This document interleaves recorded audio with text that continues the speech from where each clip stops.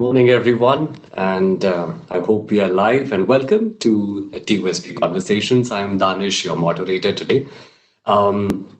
Winters have started in Delhi, but it's time to have good conversations, and that is the place we bring TOSB Conversations. So, TOSB Conversation is a platform that brings perspectives from leading experts across diverse fields on the ideas that are shaping our world today. Brought to you by the Outstanding Speakers Bureau, a service which works with hundreds of aspiring minds from across the globe to deliver experiential knowledge and cutting edge insights for businesses. And our topic today is Live Stress Free in an Energy Bubble. And our guest today is Sandeep Nath. So, a bit about Sandeep. Sandeep is best defined as an inner power coach, running interventions that results in people rising to and sustaining their higher potential. He's a master in establishing the link between health, purpose, productivity, and the energy which is required of a leader. He has worked with thousands of individuals from across four continents and has conducted workshops at over 25 nationally reputed centers. On the personal front, Sandeep and his wife are avid travelers and Tibetan Buddhists. So, Sandeep, thank you very much for joining us. If you can switch on your video. Good morning, everybody. Good morning, everyone. So, Thank you, Sandeep, Danish. lovely. So, we have people have joined in, and it's time to start this conversation. When we were talking about it, right? The first question when we figured out, okay, we have Sandeep today with us. The thought is when we say, have to live in an energy bubble, and that's the second part. The first word which is there in front of us perpetually is stress. And you speak to a young child, you speak to an adult, or you speak to somebody who's crossed 50, 60. And we'd all talk about stress and what happens, your stomach aches, your pain in the shoulder, which I've gone through personally. So I want to talk about that also during the conversation. But what is stress? And there are multiple theories. If you just Google the word stress, it just comes up and you don't know what to believe and what not to believe. So your take on it. That's a great starting point, Danish. Thank you so much for having me on this conversation. And yes, there are a lot of theories, like you said, about stress and whether it's good for us, whether it's not good for us. And, to the extent that I have known a certain management guru who says that stress is critical for productivity. It's like if a horse is under stress, then they perform. Otherwise, they just jackasses, And I beg to differ because we are human beings. We are not horses or jackasses. And unfortunately, the way our social conditioning and our education system has gone, it's added to that stress which we impose on animals without realizing that we are capable of much higher stuff. Our consciousness is different. But that's a completely different subject. In fact, I wrote a book on that called Renewal, which is about the renewal of human consciousness. When you talk about stress, so we're talking about being human. And, there are two types of stress that you can basically divide stress into. One is good stress, that is eustress, and the other is distress. Okay, so you're distressed. That's what weighs you down, it pulls you down. Now, what is eustress? Eustress is simply put stuff that would be voluntary. Like you would want to play a game, or you would want to solve a crossword puzzle. So that's physical stress, mental stress. But you're taking it for a short period. You know what you're doing with it, and the outcomes are reasonably certain. Now, distress is what captures us both physically, mentally, as well as energetically in a situation where we are not prepared for it. So it is, in that sense, involuntary. It used to happen when the elephant suddenly came in front of our caves, and that was stressful. But now you see these elephants are coming to us with other people's opinions. They're coming to us all the time. And if you don't get enough likes on Facebook, that's distress. So stress is the distress, the bad stress is so integral to our life that we are stressed without having the adequate coping mechanisms. And that's what leads to all the lifestyle disorders. That's what leads to disease. That's what leads to illness. But when we understand that, eustress is something that we can do voluntarily and build up our capabilities, it's like when you go for a walk. Now, walking would be a form of stress. You talked about websites. Now, the authoritative website would be stress.org. So that defines stress as a condition where the demands exceed the resources.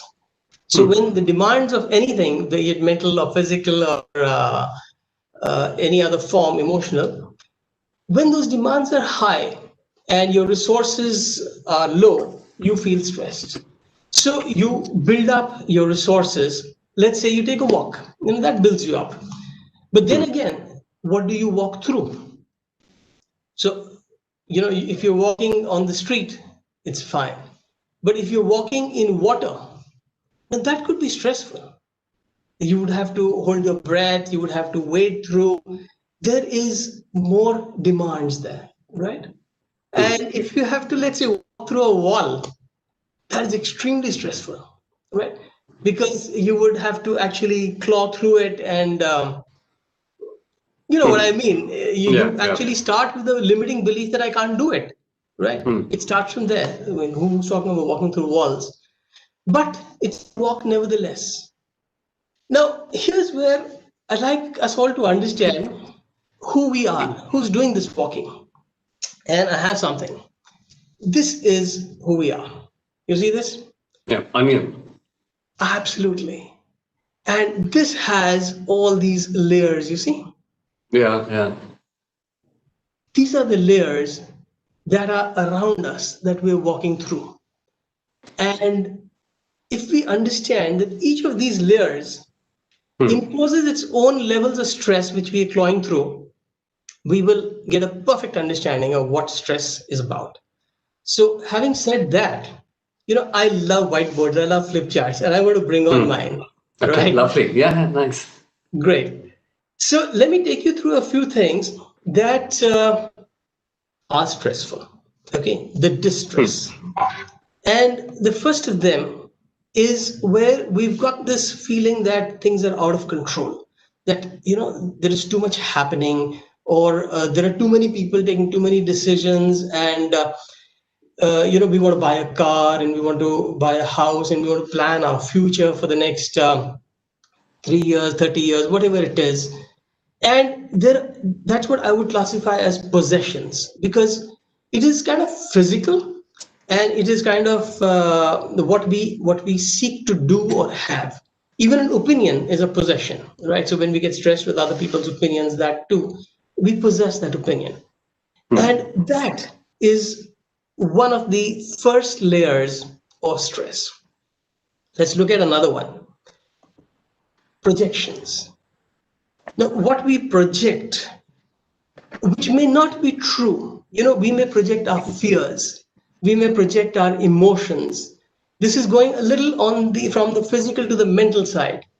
That's what gets us in a position where we create the circumstances where our resources are smaller.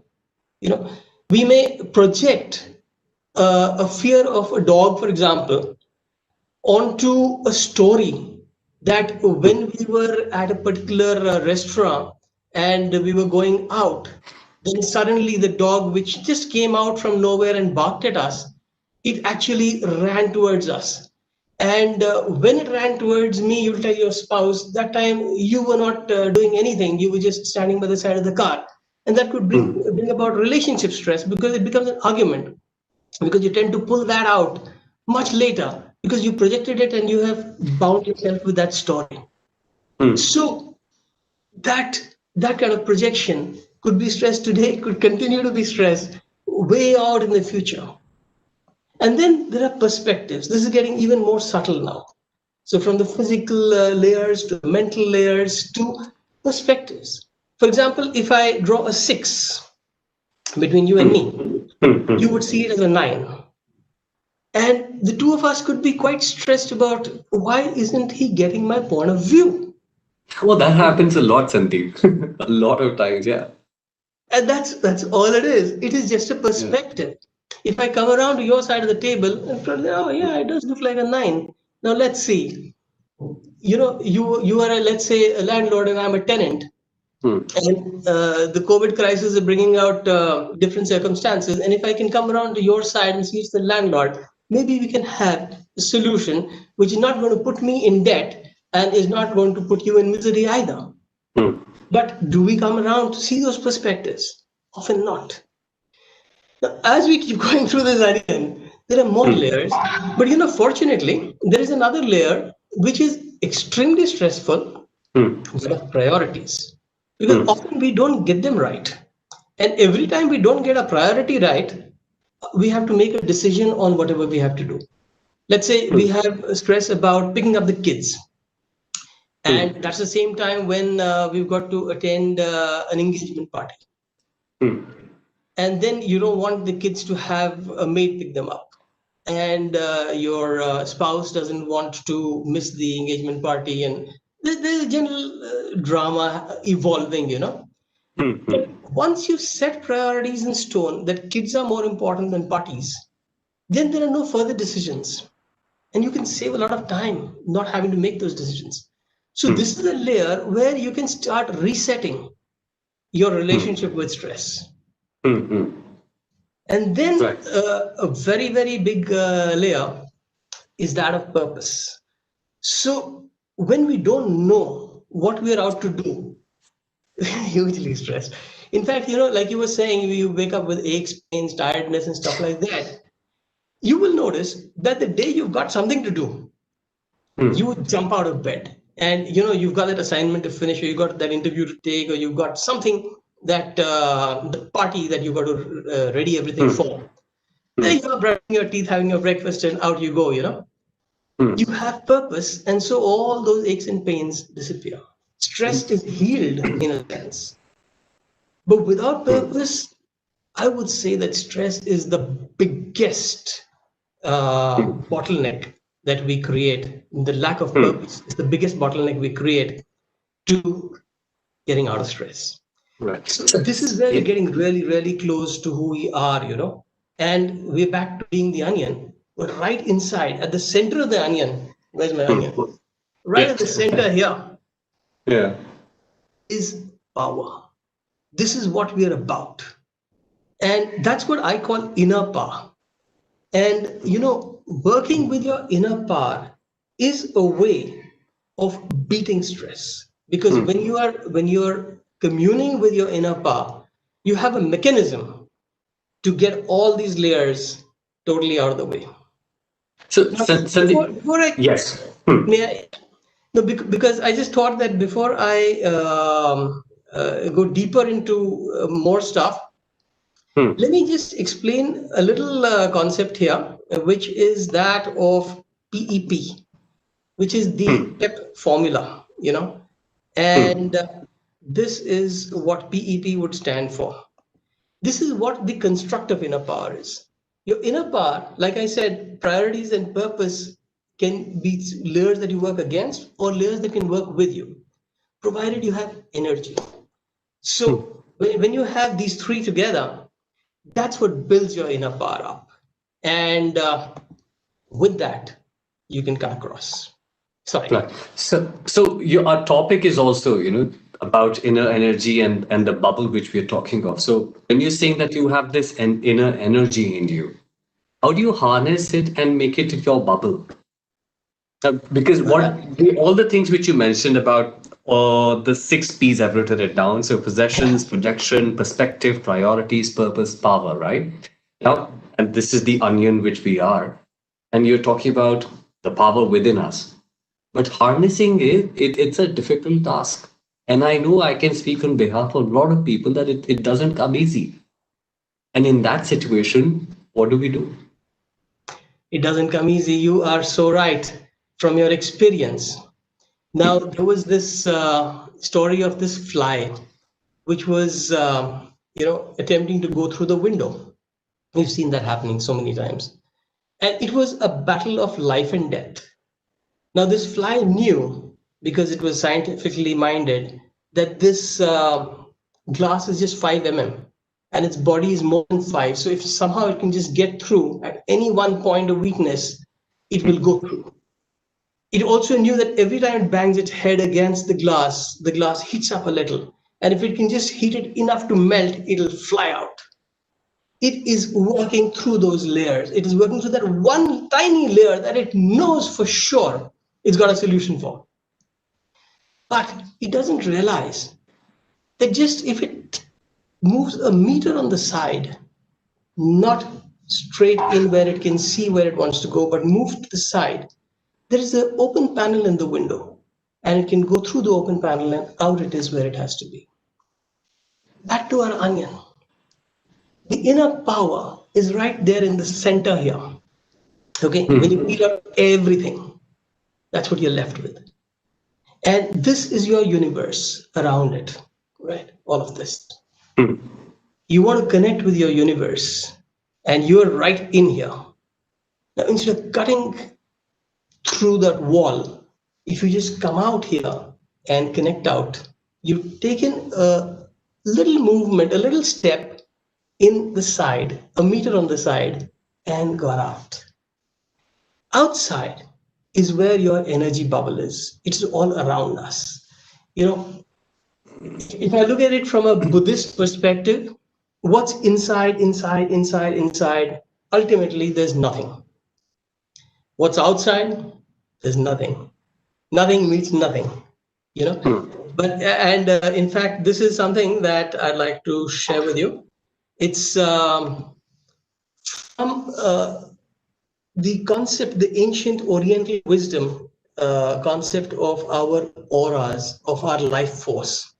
So our life force is a kind of field around us. And in ancient times, we believed that we are just a pipe. We are connected to the heaven and the universe and the earth, the ground. And if we have our connection with the heaven, ground perfect, we are stress-free, we are performing optimally, we are in oneness, we are in divine spiritual connection. That is the way of nature, that's the Tao.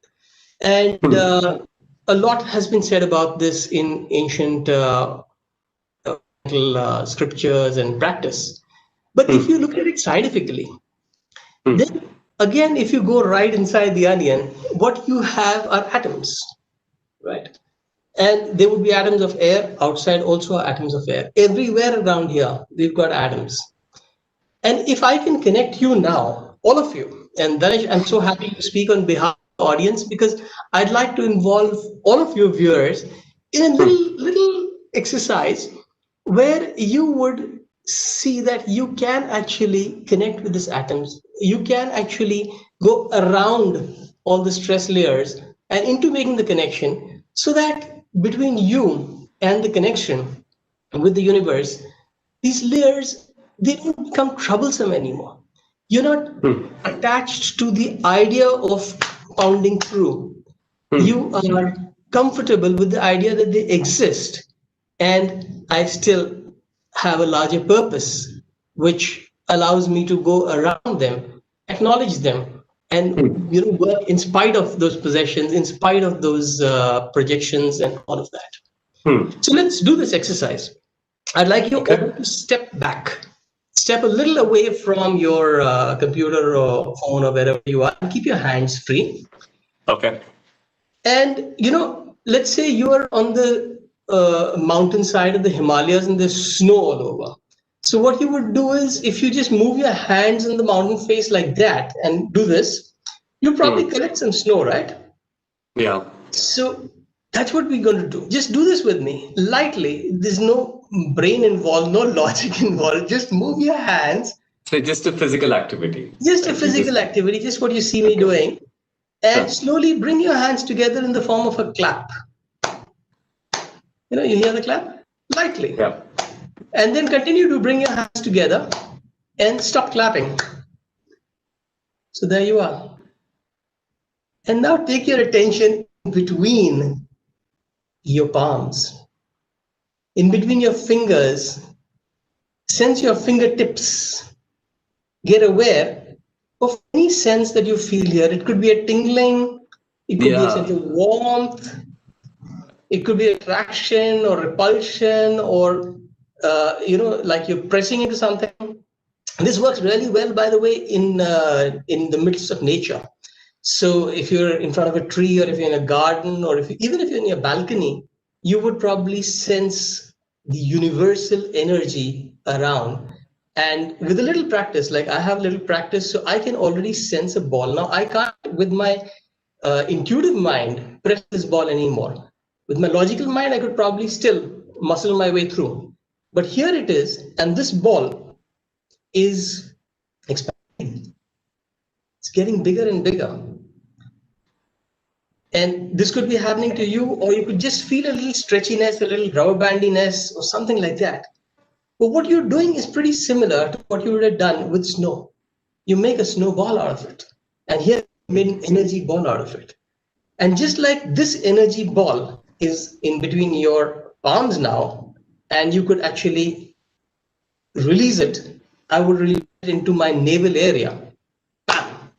That's the energy center. That's our battery, so to say. It's a good biohack. It's a quick shot. So if you practice a little, you get to make this ball, and then you can give yourself a shot, and you would feel better, feel more joyous instantly. And so that's how that goes. Now, is my video frozen? I think so. But I can hear you clearly. So probably it's just the network issue. Okay. But you could speak. I think you could just come up. Okay. Were you able to Yeah. see the making of the ball? That's what. Yeah. No, absolutely. I could. No. Okay, you're back again. I can see you. I could see the exercise also. Yeah. Awesome. So, when we experience energy that way, then we've got this sensory impulse that, yes, I know I'm connected. It's like if you bought a house and you don't know whether the builders provided electricity, you switch a light on, you get a sensory impulse, and all right, it's all connected to the substation and the fuse box and everything's fine. Likewise, when you go to a garden, you do this and you get this sense, this feeling of having a connection with energy. You start on a journey where you can actually make a bubble all around you. And you don't make the bubble like this, you make the bubble by bringing your inner power out and connecting up and down and all around. That's how you do it. And that's how you circumvent the layers. Yeah, go on. Right. So at this note, that's a great exercise. I could feel the little ball which I could create out of energy. Awesome. That's But, fast. yeah. So people, if for the people who are listening to us and part of our conversation, you can ask questions to Sandeep. Sandeep is open to taking as many questions as possible. Stick to the relevant subject, most important. Talking about things which are not relevant to the subject, we'll discuss that offline. But Sandeep, we have a first question right now. This is from Reem. She's asking that how do we meditate stress for people in poverty, people with special abilities, people with from the LGBT community? These are all people at different margins. So, how do we meditate? Meditate, yeah. How do you meditate when people are in distress and they are on the margins already, because there is stress which we create for ourselves, and there is stress which is the society has given to them for no fault of theirs, right? So poverty is something which has happened. LGBT community is there, so and people with special abilities. Now that's another part of it. How? What about them? Well, so this is coming from a very pure space. Since you've asked that question, I can make out that you stand in a space which is extremely compassionate. And when you want to do something meditatively, it's like it's not you doing it, it's like you connecting with the universal energy. And there are various means of doing that. Reiki is a practice, which is Reiki is Japanese for Rei meaning universal and Ki meaning life force energy. So the universal life force energy, it exists all around us.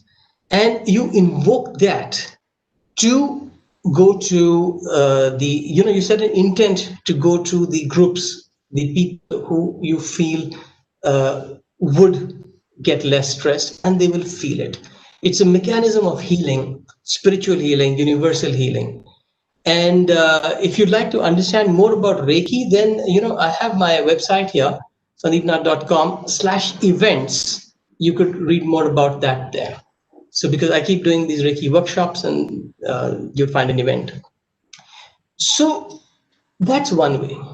The second way is, if you interact with them, then you're able to communicate with them and even teach them how to focus on the present, because a lot of these stresses are coming from our projections. And when when we're projecting a social interaction in an LGBT community, for example, that with the non LGBT community, it's basically a projection of how they would say this, and this would happen, that would happen. But all those projections come stilled down when you are in the present. If you're not in the past or in the future, but in the present, that's the way of taking the right move, doing the right action to change the future. So how do you get in the present? Meditatively. There's only one thing that you cannot do in the past or the future, and that is breathe. You can breathe only here and now. So by getting focused on your breathing and teaching them how to breathe meditatively, they would prepare themselves for not being stressed in the future. And that is something that they can bring on. Anytime there is the feeling of stress, they bring that feeling on. They bring that exercise on of a few breaths, 3 breaths, and get for the interval. I hope that helped. Right. Sandeep, this is when you were talking about the rush which we get on social media platforms, and I'm not talking about one social media, multiple social media. And when you stay in a metropolitan city, this is something which people are on it, and that's a good way, right? I mean, just to completely say that do not be on social media, do not read. That's I do not agree with it personally. But that feeling that what if I've put a picture and I haven't got a like on it? That Yeah. anxiety, the anxiety which rises, sometimes you can ignore it, but sometimes, and I'm talking when I interact with people who are, from adolescents hitting the first 21, 22 and all, that's the time this anxiety is increasing. And there are multiple examples which I've seen, especially there was a report which I read about TikTok, right? There was a person who was not getting it, and that person committed suicide. Now that's a dangerous place to be in, Yes. because on the face of it, all your pictures are happy pictures. You're smiling, you're pouting, but what's happening behind the picture? That's something which I feel is very, very edgy. So how do you deal with it? Are there any exercises like breathing exercises which you mentioned, or a process or a framework which can help people? Yeah. That's an excellent question. And to add to what you were saying, I would urge everybody to also watch a film called The Social Dilemma on Netflix. They released it in September, and it's a documentary about how this animal, the social media, that beast, has gone out of control, and how a like, for example, which was invented, conceived to spread positivity, is now a cause of depression and, like you said, suicide, rising suicide among teenage girls. Now, what we've got to teach ourselves and our children is the concept of detachment. That is, you can break it up into practices, but understanding it conceptually is like this. You possess the possession does not possess you. So it's your post, it's your pout, it's your projection to the world, but that is not what you are. What you are is, let's put it this way. If you imagine the Pacific Ocean, it is deep, calm, blue, tranquil, peaceful, right? But as it approaches the land, suddenly there are waves, there are surfs, there are ripples, and those are our individualities. So when we get distracted by, let's say, social media, like the wave gets distracted by the earth, our egos come into play. And like the fly against the window, this wave against the rock thinks that it's going to do everything possible to smash the rock to bits, to sand. But the wave comes, goes. The way to pull back and actually do something about it, something like what hopefully documentaries of this sort and books like you mentioned would do, is pull all the waves back and come back as a tsunami. That would be a change make in the way we structure our systems. But right now, before we structure our systems, an understanding of that's not me. I own it, but it does not own me. My life is not determined by the outcome of the look of my car or the look of my post or the look of my house. My outcome is determined by my ability to keep in equilibrium, for which again there are exercises about, measuring your vibrations and learning how to keep yourself in vibrational equanimity. I don't know if I am going overboard, so just let's break this down into smaller bits if necessary, Danish. But was that So if you something could, that you see can be done? Yeah. no, that can be done. So if you could, for example, you gave this exercises of building the energy. That's a wonderful exercise, right? People can use it. I think if you're practicing it daily for 5 minutes, also if you can take it out. If you can give a framework that how people can do this thing. So I would urge you to diary, and in that diary, say 5 things every day. So make it a goal to write down 5 things a day. Things that you can be grateful for. So now you can be grateful for a lot of things, but especially when things go against you. And certainly 3, 4, 5 things will go against you, maybe more. If you set 5 as a target, you will automatically find 5 things that are going against you. When they go against you, what is it that you can be grateful about it? There is the story of this king who cut his thumb when he was sharpening, not sharpening, he was just cleaning his sword. And he had this painfully positive minister who said, "That's wonderful, my lord."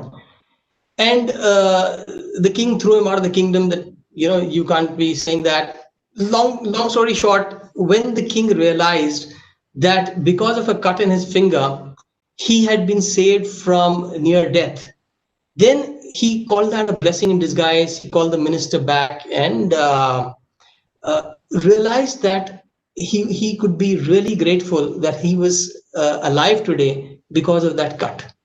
Now, that's what happens when you change your paradigm of thinking from being a victim, that happened to me, my finger got cut, to that happened for me. That I don't know what's good about it, but it's a blessing in disguise.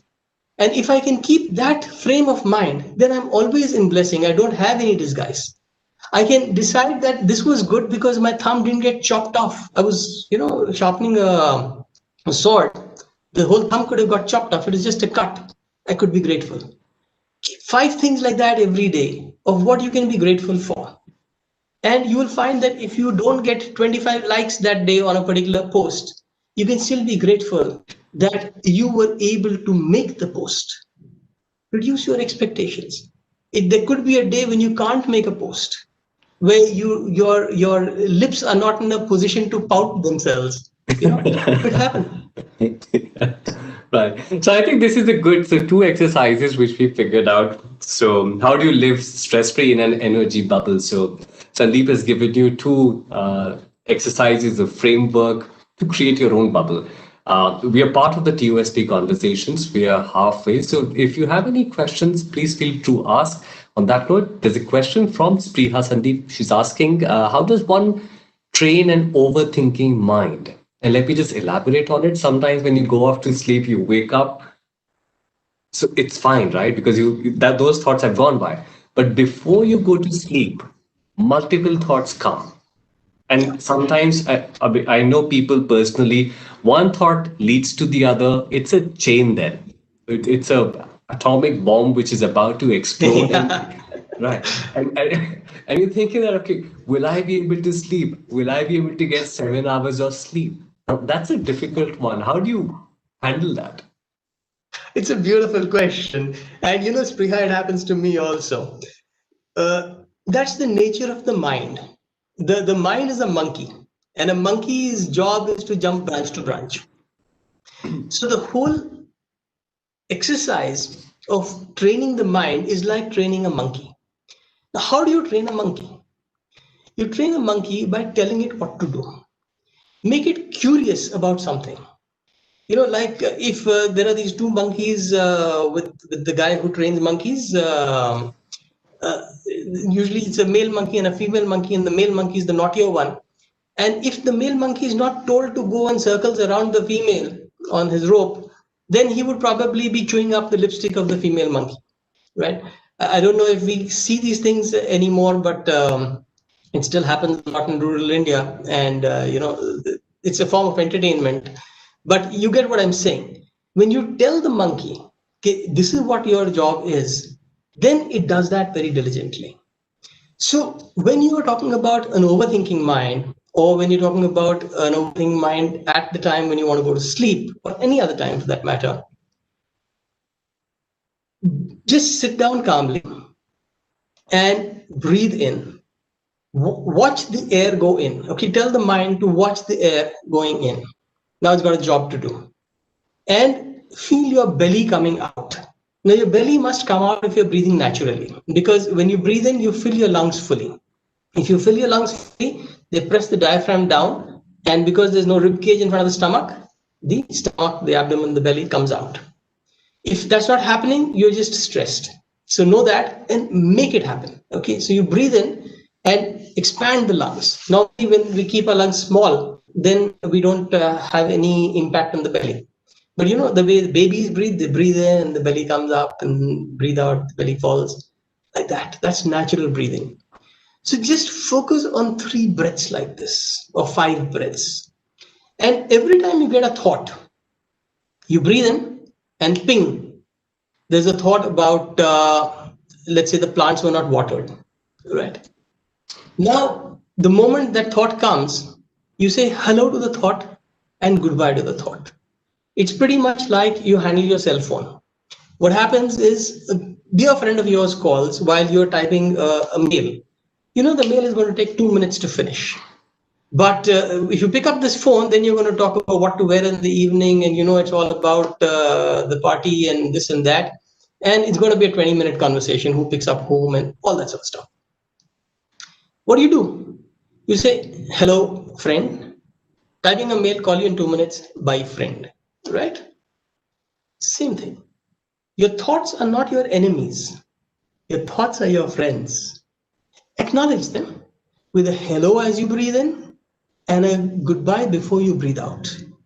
If you're able to do this, you scored a point. Now you take the second breath in, another thought comes, same hello, goodbye.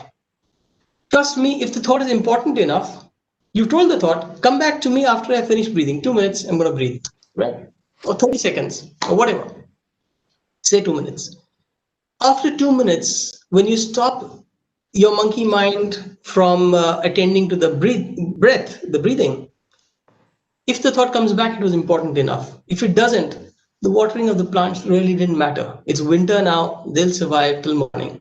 Do it in the morning. But if you don't give the mind something to do, it's going to go from the plants to the other stuff that you didn't do, like the utensils are still in the sink, to all the things that you don't do, to the unfulfilled expectations that your mother and your mother-in-law have for you, to how dreadful your life is. And that's my life. I know, I relate to that. So the crack is, get the monkey to focus. That's it. Hello and Thanks, goodbye. Sandeep. I think Sriha will love that answer. Now, shifting to another one, Rupayan is asking that how do you create a positive work environment when you already are in a negative one? Now, this is a situation which happens with a lot of people. You're good at your job, but your boss doesn't like you, or you're underperforming and you want other people to like you. Now the Correct. boss is not happy with you. Now that's again, I understand. So putting it, you're 6 and 9, right? My perspective and your perspective. But Right. positive environment and you're already in a negative one. So how do you answer Rupayan's question? Great question again, Ryan. Relationship stress is one of the biggest stresses because man is a social animal, and that's a line I came across when I was in maybe social sciences class 5 or something. Man is a social animal, and because we are social, we live in communities, and then we form these organizations and governments and Rotary clubs and resident welfare associations, all sorts of things. And then our egos come into play. Now, understand this, that every time we form an organization, we form it with a certain purpose, right? And when there is, remember in the flip chart, we talked about purpose. When there is a difference in the purpose that one aspect of the organization has and the other aspect of the organization has, there is stress, there is friction. Friction is nothing but stress. Even in our own organization of organs, if the lung doesn't take in as much as the nose gives it, there is a cough. That's stressful. Okay, so that stress is in any organization. And the key is to identify where the misalignment of purpose lies. Now, maybe you're not empowered to go into the depth of where whose purpose is, and aligning the job description with the vision mission of the company, and getting all that reporting structure and job function, all that aligned with the purpose of the company. Maybe you're not empowered in that position, but you could start exploring with whoever's empowered on, look, this is stress. Now, this is where the fly is going a meter away. I'm not asking you to binge in Netflix. I'm not asking you to sleep. I'm not asking you to have green tea. I'm not asking you to do stuff that will take you through the onion with a lot of stress of its own, because somebody will tell you green tea is not good for you and all sorts of things. I'm asking you to take a meter on the side and discuss what really is the purpose of this project. A project that's stressing you out because the deadline is stressing you out, let's say, right? And then getting all the people who are working on the project to align with that purpose. Now, if it doesn't happen in the short-term projects, then it will probably be very disappointing.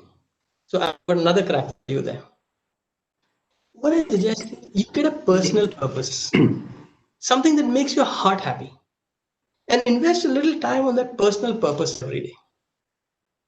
That will give you back energy, and that energy will help you deal with, you need a little extra energy to deal with the overwhelm of the demands that are coming from the negative environment. So work on the environment, work on your own purpose and your own energy build-up, and you'll find a solution there. Meanwhile, if you want to know more about the purpose, energy, priority, the PEP formula, I do master classes. I'm having one coming up soon. Just sandeepnath.com/masterclass and you'll find it. So you're most welcome. It's free. And we go deeper into this. Right. Sandeep, the next question from Parul. How does one reduce expectations? Is that a practice too? Is that a practice which you can do, or tell us something on it? Expectations of others. Brilliant. Yeah. I love this audience. You guys are so participative. Yeah. Totally okay, so I can just combine, because a nice comment which has come from Maria. She's saying that example of onion is great because the layer projection ideas that is based on consistent. I think it's a good compliment if you can read that. So thank you, Maria, for sending it out. And Parul's question now, so nice we were talking about. Yeah, how do you reduce expectations? Well, let's understand this one. there is a old prayer which says, give me the strength to accept what I cannot control, the courage to change what I can control, and the wisdom to tell the difference. Often, our stress about expectations is because we are not able to tell the difference between whether whatever is expected is within our control or not.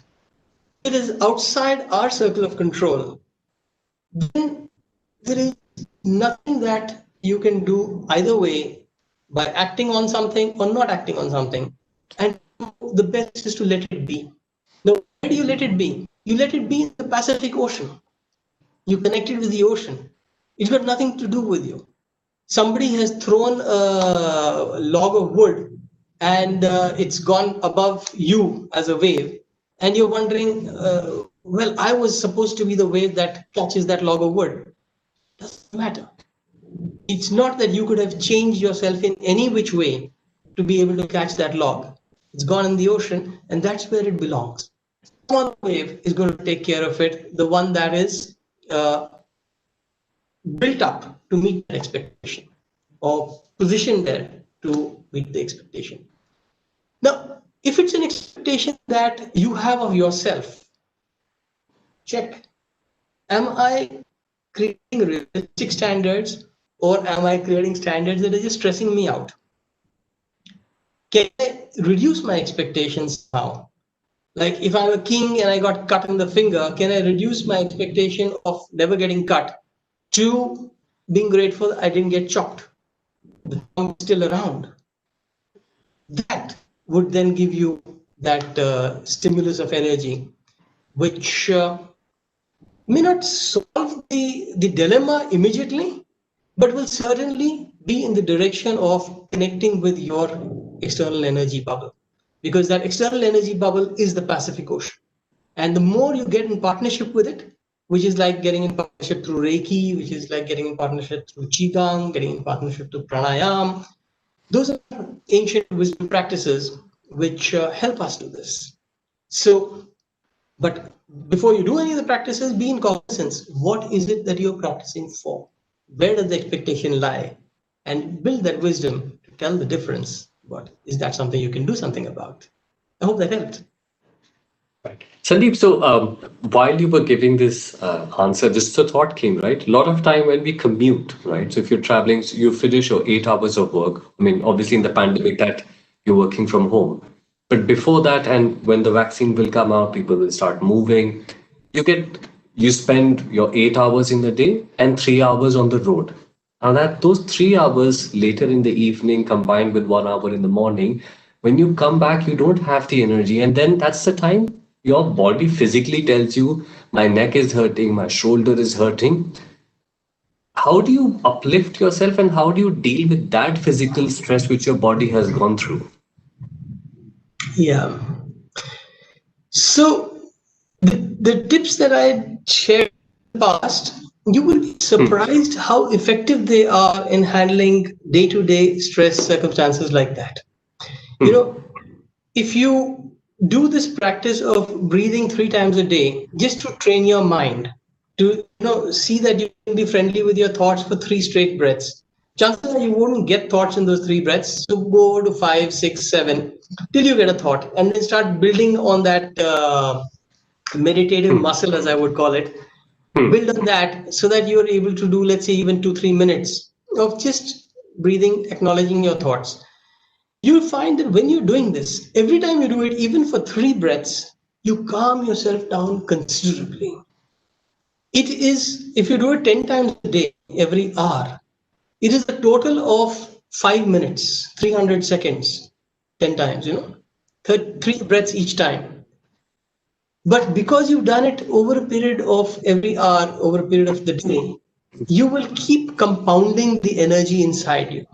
Likewise, with a ball, you will get that energy fillip. Likewise, with checking off that I have converted something that was against me to something for me by being grateful in advance. That I call it the G24 switch. Gratitude, what happens to you, what happens for you. from being a victim to being a victor. So write down those G to 4 switches in your diary and read them on the metro on the way back. You will feel that I have rejuvenated myself. I have used my day well, because you have invested those pockets of time, a minute here, a half minute there, to replenish your energies. And when you have replenished your energies, when you have acknowledged that you are connected with this energy bubble around you, you will stay energized. You will fuel the inner power. There are other things you could do, and but these three are very powerful. So you could start with them, and maybe you could share my number, or sandeepnath.com has my contact details with all the viewers, so that you can learn more. But start with something, and start with this. Right. Sandeep, this one is from Shanti. How do we keep motivated in failure? Or could be anything, right? I mean, when you hit rock bottom, you don't know where to go from there. The only way is up. But how do you do that? Now, these are lines which we always see. A WhatsApp forward will come in the morning. Hey, good morning. You've hit rock bottom. Now just go up. Yeah. But easy said, easy said than done, right? I mean, you have to do it, but how do you do it? That part is missing. That big that puzzle, that block which you need, we don't have that. Is there a hack for it? Okay, let me give you two. One, I have to just set the perspective of gratitude once again. You see, we often think that I will be grateful when something happens, right? So if you are going down the tube, and if you feel that this is it, everything has failed for me, you get a feeling that if only something had been better, or if I can just make that 1,000 rupees, I will be so happy. That is like, you are saying that I will be grateful if I am there, but you are here. Once you acknowledge where you are, you've got a hard ground to jump from. Without acknowledging where you are, there is no hard ground. And if there's no hard ground, there is no jump. When you jump a small jump till I make my first 1,000 rupees again, then you've got a hard ground there and you can keep jumping. But if you're not grateful for the fact that, like you said, Danish, you have a rock bottom. It's a rock bottom. For God's sake, it's not a sponge bottom. Yeah, you can jump. You can get up from here.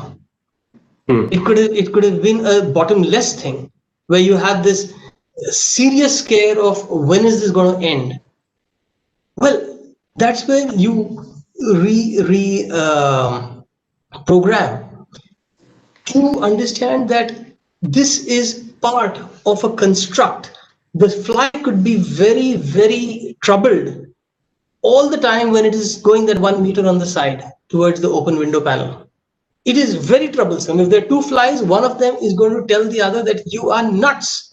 We can see our destination there and you're going this way. You are completely out of your mind.